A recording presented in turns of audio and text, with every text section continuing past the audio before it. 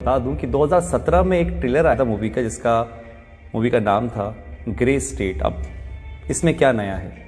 नया ये था कि जब ये मूवी रिलीज होने वाली थी उसके कुछ टाइम पहले ही डेविड क्लोरी को उसकी वाइफ और उसके बच्चे के साथ गोली मार दी गई। रीज़न रहा होगा कि एक डायरेक्टर को उसकी बेटी और वाइफ के साथ मार दिया जाता है मूवी के रिलीज होने से पहले, और वो मूवी नहीं बनती है। ऐसा क्या दिखाना चाहते थे डेविड उस मूवी के अंदर जो 2017 में आनी थी? लेकिन उसका ट्रेलर ज़रूर आया था और उस ट्रेलर के अंदर ऐसा कुछ दिखाया ज़रूर था जिसमें बताया गया था कि आने वाले टाइम के अंदर लोग एक दूसरे के पास जाने से थोड़ा डरेंगे, यानी कि सोशल डिस्टेंसिंग मेंटेन करेंगे।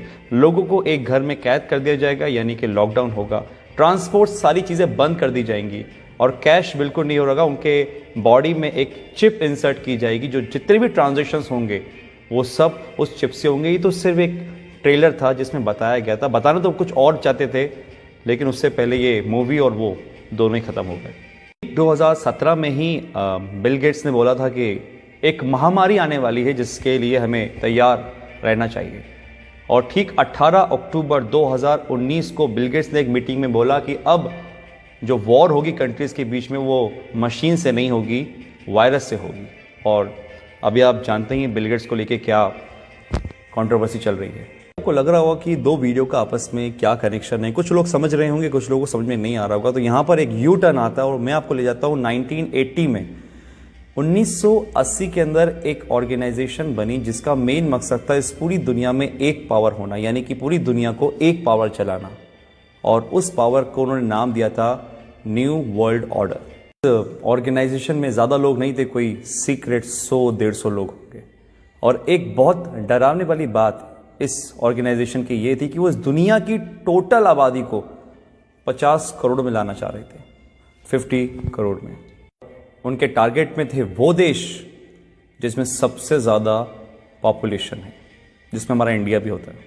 सब के लिए उन्होंने एक प्लान बनाया जिसका नाम था MMP, mind control, money control, population control. Mind control यानी कि आदमी खुद से कुछ ना सोचे, जो वो चाहें वो आप सोचो, माइंड कंट्रोल। और ये किसके थ्रू होता?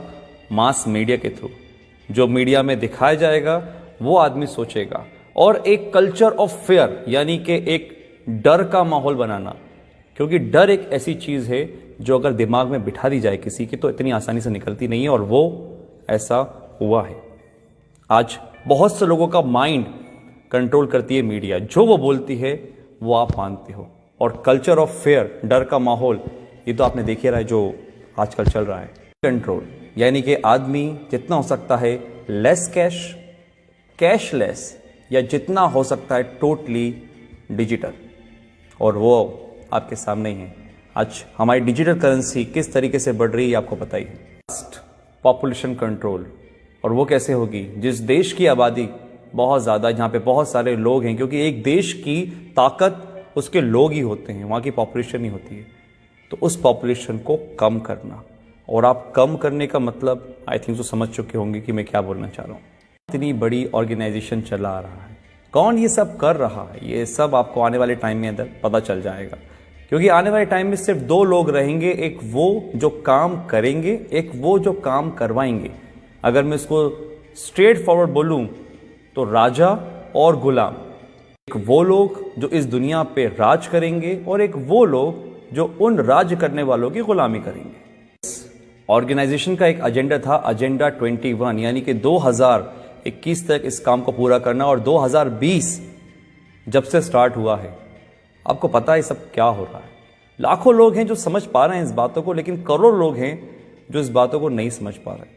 एजेंडा 21, 2021 तक इन काम को पूरा करना। और अगर सीरियसली इस बातों में कुछ भी सच्चाई है तो हम बहुत बड़े खतरे में गाइस। ये वायरस आया जो कि हमारा है नहीं, किसी और देश से आया है।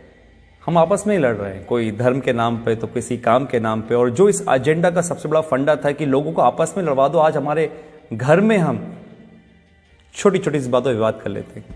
आज अगर हम घर से बाहर निकलते हैं तो हमारे घर वाले इस चीज़ के लिए प्रोटेस्ट करते हैं कि भैया घर से बाहर नहीं निकलो, बाहर जाओगे तो मर जाओगे। ये दिमाग में हमारे किसने भरा? कौन कंट्रोल कर रहा है हमारे दिमाग को? आप खुद समझदार हैं। बहुत से लोग बोलेंगे कि यार ये तो कुछ कहानी जैसी लग रही है। तो कहानी सही, क्योंकि जो अभी मौजूदा हालात हैं कोरोना से लेकर, ये भी कोई फिल्म की स्टोरी से कम नहीं है, जो बढ़िया से स्क्रिप्ट करी गई है और बहुत अच्छी तरीके से प्ले हो रही है। मैं आता हूँ अपनी पुरानी वाली बात पर कि जो सुबह मेरे साथ इंसिडेंट हुआ कि एक मध्य वर्ग का आदमी जो लोअर मिडिल क्लास है, जो शायद कुछ भी काम करके काम चला रहा था, वो मांगने को नहीं तैयार है। वो 3 दिन पुरानी रोटी खा लेकर चुप कर उठाकर, लेकिन वो मुझसे पैसे लेने को तैयार नहीं था। मैंने फोर्सफुली उसको पैसे लिए थे। ये हालात है। तो एक मैसेज तो ये है कि अगर आपके आसपास कोई देखे जो हो सकता है मजबूर हो लेकिन शर्म के मारे नहीं मांग पा रहा हो, तो उसकी आप ज़रूर मदद करिएगा। इतना तो हम लोग अंदाज़ा लगा लेते हैं कि कौन परेशान है कौन नहीं। दूसरी बात, अगर ये बात सही है कि जो 1980 में एक एजेंडा चला, एजेंडा 21, डर का बिजनेस, अगर ये सही है तो गाइस आप लोग समझिए, संदीप महेश्वरी, मिस्टर रॉय चौधरी, ऐसे बहुत से लोग हैं, बड़े बड़े डॉक्टर्स हैं जो आपको समझाने की कोशिश कर रहे हैं कि इसका मॉर्टेलिटी रेट बहुत कम है, 0.01%। 1000 में से एक इंसान मर रहा है, तो फिर किस बात का इतना हाहाकार मचा हुआ है? जस्ट बिकॉज ऑफ, क्योंकि हम जो न्यूज़ देखते हैं वो मीडिया से आ रही है। बात वही है, हमारे दिमाग को कंट्रोल करा जा रहा है, हमारे पैसों को कंट्रोल करा जा रहा है। आज हमारे पास इतनी आज़ादी नहीं है कि हम खुद का काम कर सकें। किसी के कहने पे हम दुकान खोलते हैं, किसी के कहने पे हम दुकान नहीं खोलते। ये हक हमसे छीन लिया गया है, पैसा कमाने का हमसे छीन लिया गया है। हम खुद से आज कुछ नहीं कर सकते। ये कहीं वो एजेंडा 21 तो नहीं? अगर है तो आज डर छोड़िए, अपनी इम्यूनिटी पे काम करिए, दिमाग लगाइए, लॉजिक समझिए। मीडिया क्या बोलती है वो नहीं, आप ये समझिए कि दूसरे जो लोग, लाखों लोग समझ रहे हैं लॉजिकल बात को, उसको पकड़िए, ठंडे दिमाग से सोचिए और फिर फैसला कीजिए कि आपको क्या करना है। आप डरेंगे नहीं तो आप संभल जाएंगे, और अगर आप संभल गए तो ये देश बच जाएगा। Thank you.